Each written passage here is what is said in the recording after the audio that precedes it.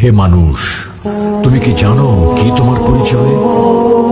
প্রিয় ভাই ও বোনেরা, বিখ্যাত একটি উক্তি প্রচলিত আছে, যে ব্যক্তি নিজেকে চিনতে পারে সে তার রবকেও চিনতে পারে।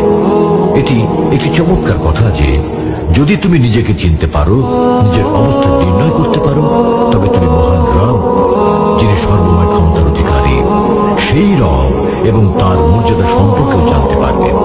তাহলে প্রশ্ন করি, কে আমরা? আমি বা কে? আমরা তো প্রকৃতপক্ষে সৃষ্টি, এক সমবেত সৃষ্টির অংশ মাত্র। আর আমাদের স্রষ্টা হলেন এক আল্লাহ রাব্বুল আলামিন।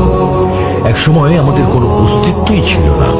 মহান আল্লাহ রাব্বুল আলামিন আমাদেরকে অস্তিত্বে এনেছেন, তার ইচ্ছে মতো সুন্দর আকৃতিতে তৈরি করেছেন, অতঃপর সেই আকৃতির মধ্যে প্রাণ সঞ্চার করেছেন।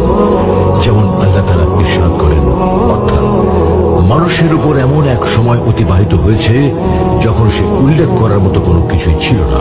আল্লাহ আরো বলেন, অর্থাৎ তিনি আল্লাহ তোমাকে সৃষ্টি করেছেন, অতঃপর তিনি তোমাকে সুবিন্যস্ত করেছেন এবং সুষম করেছেন, আর তিনি তোমাকে তার ইচ্ছা মতো আকৃতিতে গঠন করেছেন।